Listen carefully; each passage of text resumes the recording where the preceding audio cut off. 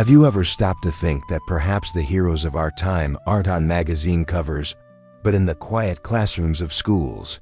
That while most people try to fit in, some precisely because they don't end up changing the world. What if I told you that one of the greatest advances in modern medicine wasn't born in a large laboratory, but in the broken heart of a boy who spent recess alone, escaping the cruel laughter of his classmates? George Johnson was exactly that. Boy, shy, autistic, weird in the eyes of others. And because of that, humiliated, isolated, ignored. But what no one imagined was that, behind the uncomfortable silences, there was a genius in the making, and more than that, a human being. With an emotional strength capable of overcoming prejudice, loneliness, and exclusion to become a global reference in hope, empathy, and innovation. The bullying that nearly destroyed him became, years later, the key that would open the doors to healing for thousands of people around the world. In this video, you'll learn a true story that will shake your beliefs. It will make you cry, but also fill you with courage. A story that proves that it's not suffering that defines us, but what we choose to do with it. Prepare to understand how pain became science, how rejection became a mission, and why you'll never look at someone different the same way again. But first, if this message has already touched you, like the video, share it with someone who needs to hear it, and subscribe to the channel, because today you won't just watch a story. You'll feel it, and perhaps rethink everything. From a very early age, George Johnson learned that the world could be a cruel place for those who deviate from the norm.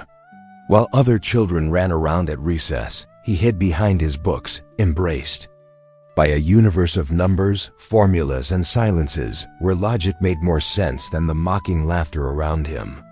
Diagnosed with autism at 4, George didn't understand why his attempts at connection generated laughter, not friendship. School, which should have been a place of learning and affection, became a daily battleground where he faced more than math or spelling. He faced sharp looks, exclusion, and the constant feeling of not belonging.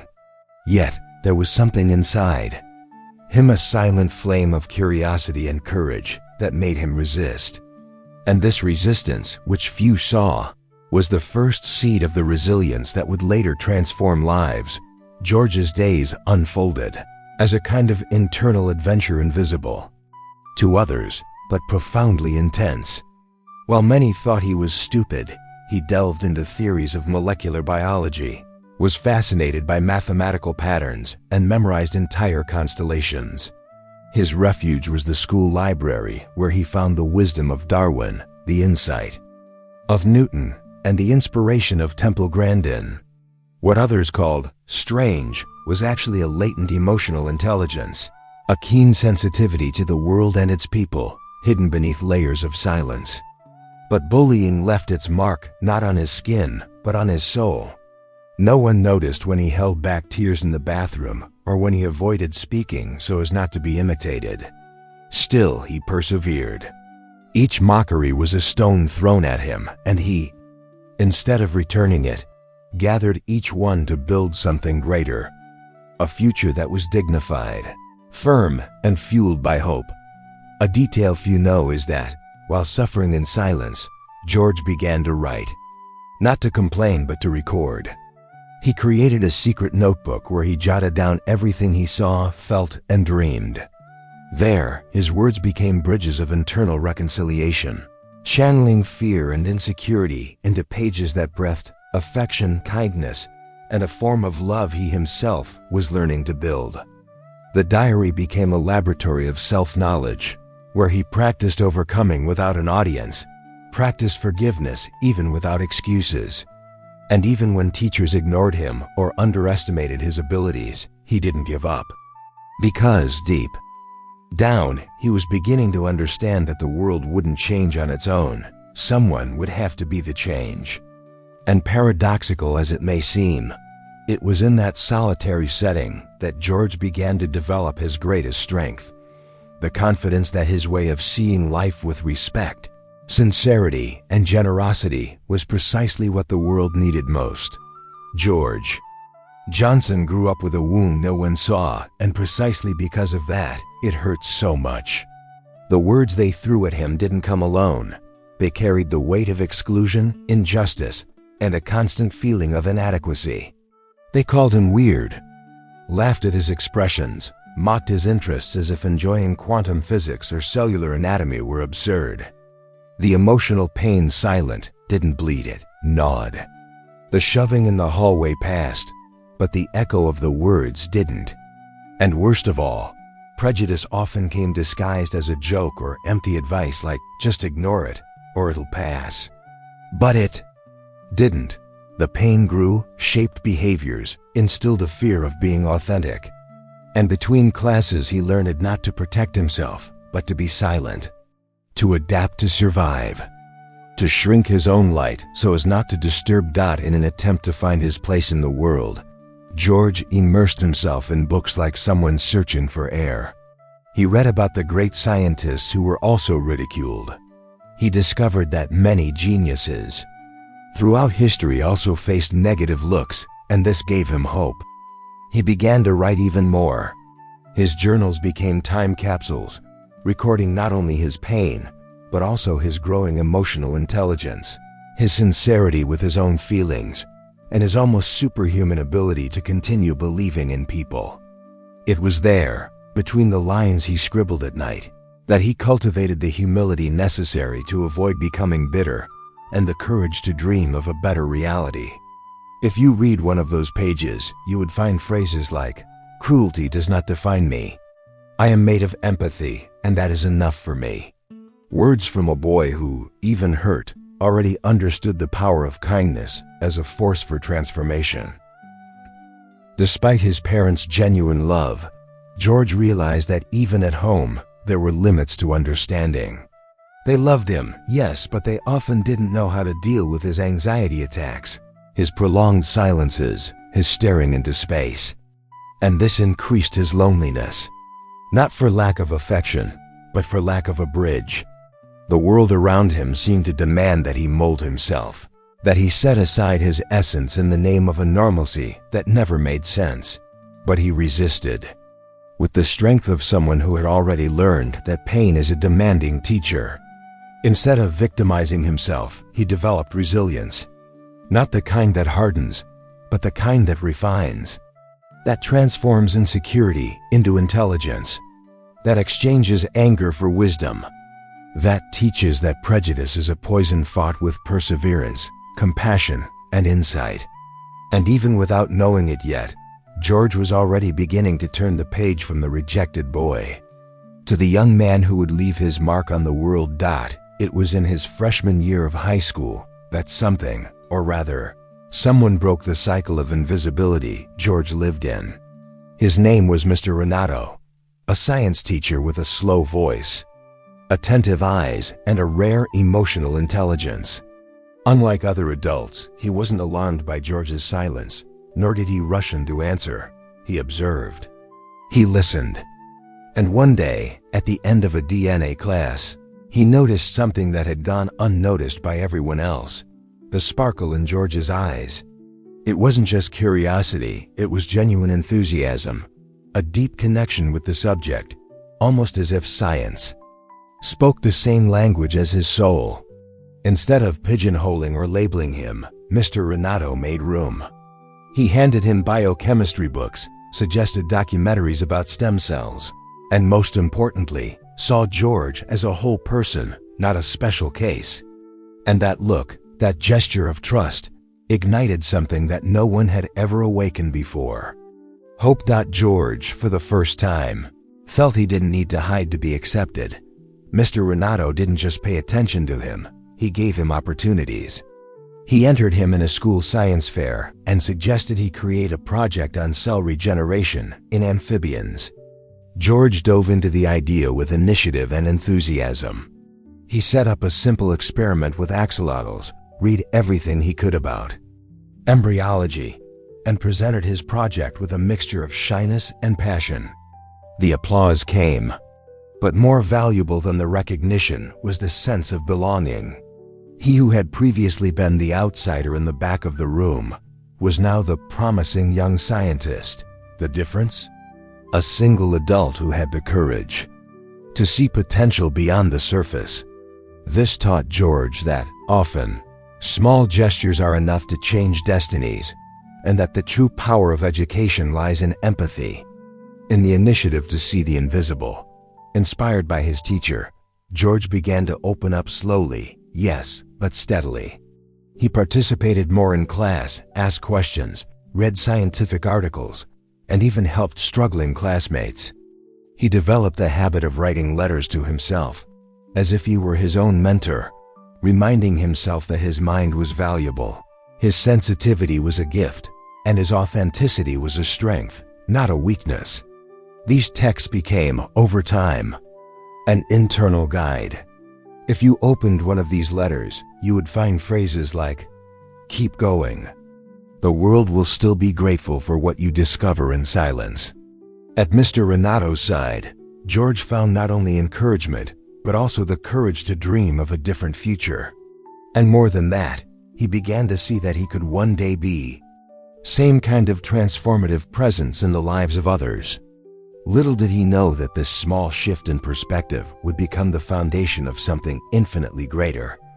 While many teenagers spent their afternoons playing video games and social media, George Johnson spent hours in a makeshift laboratory at the back of the school, a former forgotten storage room, which he transformed into a creative space. There, among empty vials, reused test tubes, and scrap cardboard, he conducted experiments that seemed trivial to others, but had a grand purpose: to understand how life works. While his classmates still mocked his methodical approach, George converted each mockery into concentration. It was as if the pain had become a centrifugal force that propelled him forward, with even more courage and focus. He didn't want to be noticed. He wanted to be useful. And there was a huge difference. Driven by gratitude to the teacher who believed in him, and by a sincere love of science, George found in cells and chemical reactions the peace he lacked in social life. The most fascinating thing was realizing that George no longer felt hurt by criticism. He had discovered how to channel his emotional energy towards something greater than his own pain.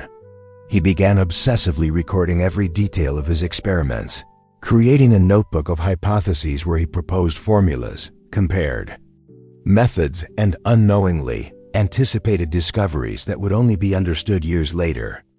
During this time, he built a functional model of a cellular microenvironment using recyclable materials, a project that today would be featured at any international trade fair. But at the time, he was just a quiet, strange kid tinkering with things no one understood. His genius grew, not as a spontaneous talent, but as a direct result of his perseverance, daily overcoming, the humility to learn from his mistakes, and trust in the process. And even though he wasn't yet receiving acclaim, George had already learned that true recognition begins within. It was at 17, shortly before graduating high school, that the unexpected happened. George won a full scholarship to study biomedicine at a prestigious university in California. The acceptance letter arrived on a gray morning, the kind where doubt almost wins. When he opened the envelope, he didn't scream or jump. He smiled discreetly, with the air of someone who knew that what seemed like luck was, in fact, the result of years of resilience and solitary work. There, in that moment, he knew for sure his mission went far beyond the school hallways. And it was with a mixture of fear, hope, and inspiration that he packed his bags. He took his notebooks, his journals, his dreams, and set off. Not just to study, but to begin writing, with affection and courage, the most promising chapter of his journey. Because, even though he didn't know what awaited him, George had already learned to transform pain into purpose, and purpose into healing power. Arriving at university was, for George Johnson, a kind of rebirth, but also a new testing ground. While the academic environment seemed promising, on the other, it brought with it more subtle forms of prejudice. There, no one pushed him in the hallways, but the disdainful looks, the condescending smiles, And the veiled comments still hurt. Just as much. Many didn't understand his direct manner, his need for stable routines, his almost obsessive focus on experiments. But George, now more mature, knew that the problem wasn't him, it was the world, which hadn't yet learned to deal with difference. Instead of withdrawing, he reacted with intelligence and compassion. He observed who felt most out of place and little by little began to bring them together. It was as if he recognized with empathy the silent pain of those who felt marginalized and decided with initiative and humanity to do something about it. That's how their first research group was born. Initially, there were just 4 students. George, a Syrian refugee student, a young man with cerebral palsy, and a young black woman who had been rejected by other teams. What united them was not only a love of science, but also exclusion. And it was precisely this shared pain that transformed into genuine collaboration. They decided to investigate neglected diseases, those that received no attention because they weren't profitable. They began with modest research, using recycled materials, innovative ideas, and a lot of perseverance. They endured dozens of failed experiments, sleepless nights, criticism from conservative professors, and countless, "this won't lead to anything." But George, with his resilience, already honed by life, kept the group going. He would say phrases like, "We're planting what no one had the courage to water," and that was enough to rekindle hope in everyone's hearts. This phase was decisive in shaping not only the scientist, but the human being George was becoming. He learned to lead with humility, to inspire with generosity, and to build solutions even when everything around him seemed to be falling apart. He began giving short lectures at the university, always focusing on emotional intelligence and inclusion, demonstrating that the most powerful innovation arises from diversity. His professors, who had previously viewed him with suspicion, began to respect him. Some still didn't fully understand his way of working, but they couldn't deny the results. More than technical knowledge, George imparted wisdom, the wisdom that comes from pain transformed into purpose, from active compassion, from altruism that translates into action. And it was during this phase of constant overcoming that he began to glimpse what had previously seemed unattainable, making science a bridge between the invisible and the extraordinary.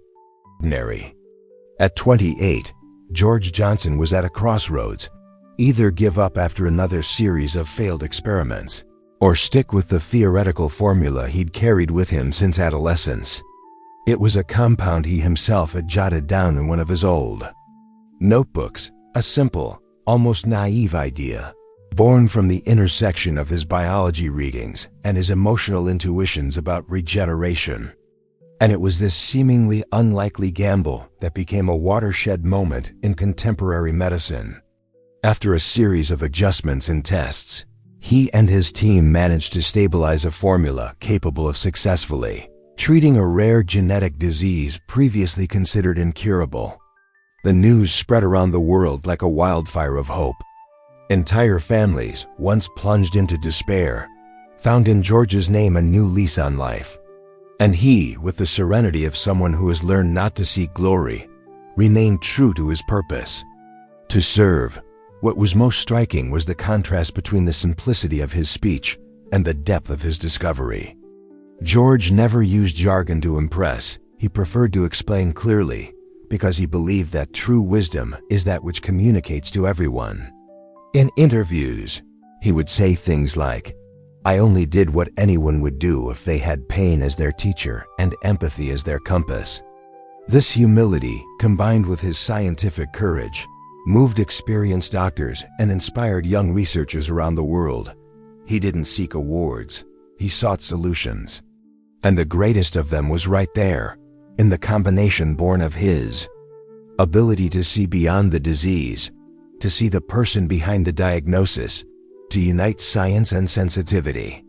The cure George developed not only saved lives, it restored the dignity of families, restored hope, and gave people confidence that humanity could still be generous, The scientific community quickly mobilized to expand the treatment's reach. Leading hospitals in the United States, Europe, Latin America, and Asia adopted the protocol developed by his team. George, however, refused to sign contracts that restricted access to the formula. His position was clear: treatment must reach those who need it, not those who can pay. This position caused controversy among major laboratories, but also transformed him into an ethical symbol within modern medicine. More than innovation, George embodied altruism, honesty, and a rare kind of courage, that of protecting the common good above personal gain. His story was no longer just one of individual overcoming. It was a living lesson in the power of applied compassion, of emotional intelligence as a scientific tool, and of perseverance as a driver of transformation. And yet, he remained silent, writing in the same notebooks he'd used since childhood, because he knew the true impact was yet to come. When George Johnson took the stage at the International Medical Congress in Geneva, the world expected a technical speech filled with formulas, complex terms, and statistics. After all, he had led one of the most revolutionary discoveries of the decade. But George wasn't driven by vanity. With slow steps and a serene posture, holding one of his old notebooks. From his adolescence, he surprised everyone with what he chose to say. Instead of starting with the discovery, he spoke of the pain. He talked about the days he hid in the school bathroom to cry, about the times he pretended not to hear the jokes, and about the moment he almost gave up. The audience, accustomed to formal applause, fell silent. It was as if he were opening not just a story, but a wound, and showing that, instead of hiding, he had chosen to heal. "I'm not here because I'm a genius nor a hero. I'm here because I survived contempt with curiosity and cruelty with science." This phrase, delivered with a firm voice and teary eyes, went viral within hours. News outlets, social media, and scientific journals published excerpts of the speech with headlines like, "The Rejected Boy Who Saved Lives," and "George Johnson, the Scientist Who Cured More Than One Disease." But for him, the most important impact was what wasn't in the newspapers. Thousands of parents of autistic children writing letters of gratitude, teachers committing to pay more attention to their students, insecure young people saying, "I'm different too, and now I understand that's a strength." George hadn't just done science. He had created a global commotion, a movement of empathy, of reconciliation with sensitivity, of reclaiming humanity within institutions. After that day, his schedule was packed. Invited to interviews, tributes, and events around the world, George remained true to his essence. He preferred quiet visits to public schools, encounters with shy children who saw themselves in him, the behind-the-scenes moments where real transformation happens. He continued to wear his simple clothes, his old notebook, his direct manner, and this only made him more inspiring. He said there was no victory without forgiveness, and that each time he told his story, it was as if he healed a part of the boy that still lived inside him. The world saw him as an icon, but he remained a messenger. He didn't want to be remembered just as the scientist who saved lives, but as someone who dared to believe, with sincerity and hope, that love, kindness, and perseverance still have a place in science, and more than that, in the human heart. When George Johnson decided to found an institution for autistic children who were victims of bullying, it wasn't out of strategy, it was out of compassion. He knew from experience that the pain of prejudice doesn't disappear. With time, it needs to be embraced, reinterpreted, and transformed. The foundation was born with this purpose.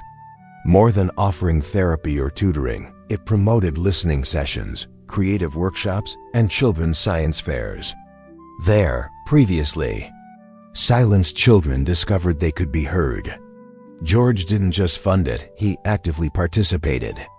He sat on the floor with the children, showed them how to assemble a simple microscope with a magnifying glass and a glass of water, and read stories about eccentric scientists who changed the world. The message was clear: You matter. And what makes you different is actually what makes you valuable. It was more than inclusion, it was inspiration incarnate. The foundation grew quickly. Partners emerged, volunteer teachers multiplied, and the methodology created by George began to be replicated in public and private schools across the country. Many principals, touched by the children's stories, began to revise their own teaching methods. Training courses were created for educators to understand the subtle signs of exclusion, piercing glances, muffled laughter, the always empty seat next to the different child. George demonstrated that it's not enough to teach math, it's necessary to teach empathy, that an education system is only strong when it also embraces the most vulnerable, and above all, that true intelligence lies in combining affection and insight. His work bore visible fruits: better grades, emotional bonds, increased self-esteem in children, and even family reconciliations. He proved in practice that pain doesn't have to be an end, it can be a more conscious beginning.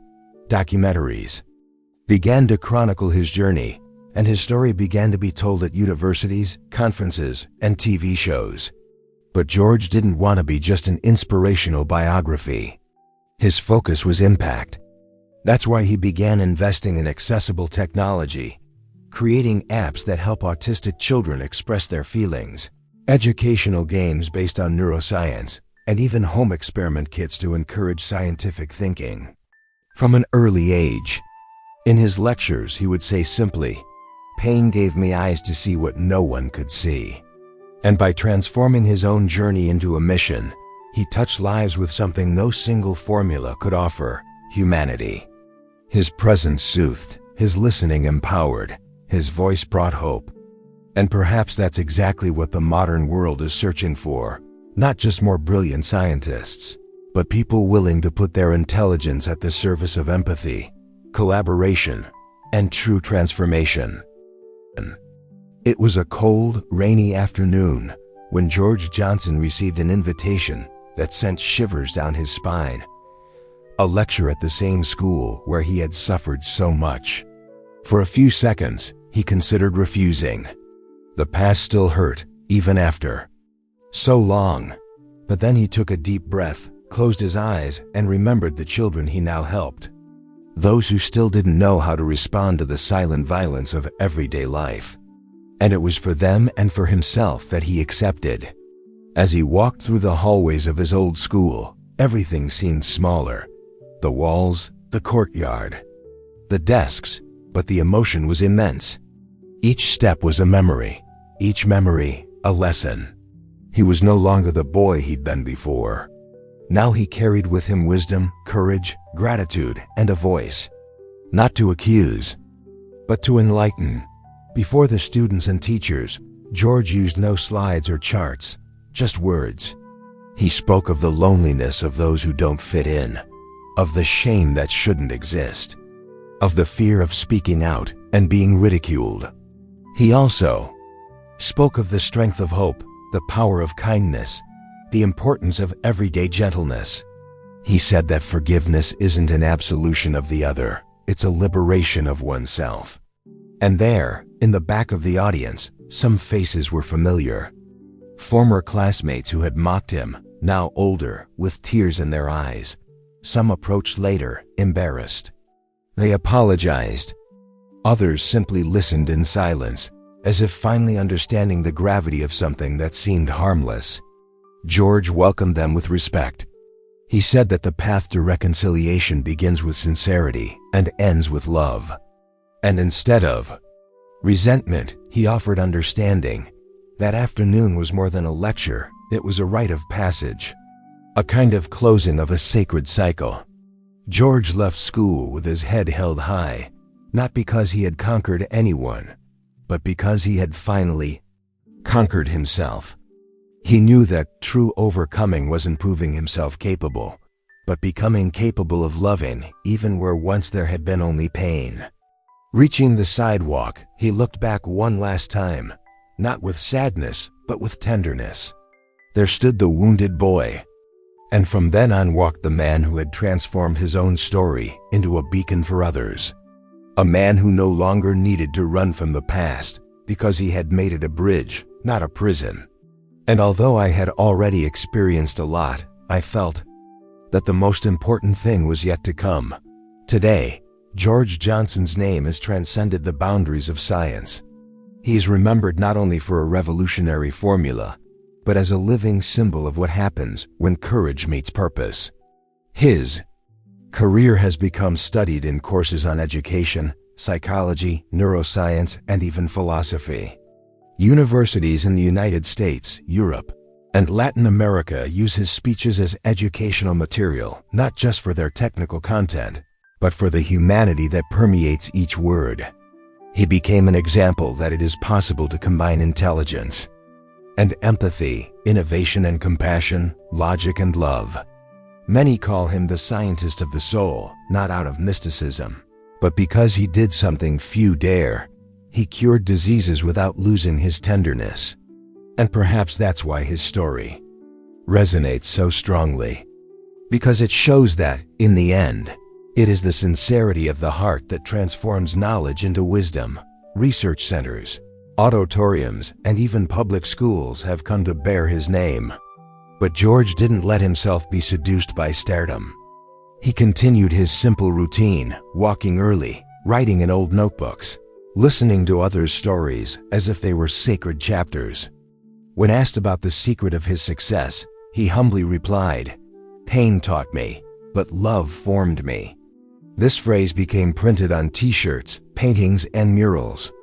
Young people began to recognize themselves in his journey and began to see their own weaknesses as sources of strength. Parents stopped fearing an autism diagnosis and began to see the beauty in children who think and feel differently. George had become more than a scientist, he was now a healing presence. An ordinary man with extraordinary courage who taught the world to see the invisible and value what was once discarded. But perhaps most touching of all is what he continues to repeat in every interview, every lecture, every school visit. Being different is not a flaw, it's where the extraordinary lives. This simple yet powerful phrase became an anchor for thousands of people who felt out of place. George showed with his own life that pain can be overcome with resilience, and that fear can give way to initiative. That prejudice can be overcome with emotional intelligence, and that loneliness can be alleviated with affection. His existence became a bridge between the invisible and the possible, between science and hope. And even in the face of so many tributes, he remains with a calm glow in his eyes, as if he knows that true revolution begins in the silence of a heart that decides not to give up. And whoever listens to his story realizes the miracle is not only in the healing, it is in the life that was saved, including his own. Now that you know George Johnson's journey from loneliness, marked by fear, to a legacy written with empathy, respect, and love, answer honestly, what still prevents you from transforming your own scars into fuel for overcoming? Is it the insecurity you harbor within? A lack of confidence in your gifts? Or, perhaps, the belief that it's too late to begin an adventure of reconciliation with yourself? Look at George's story. He used every mockery as a brick to build something greater. What about you? Will you continue to allow other people's prejudices to dictate your worth?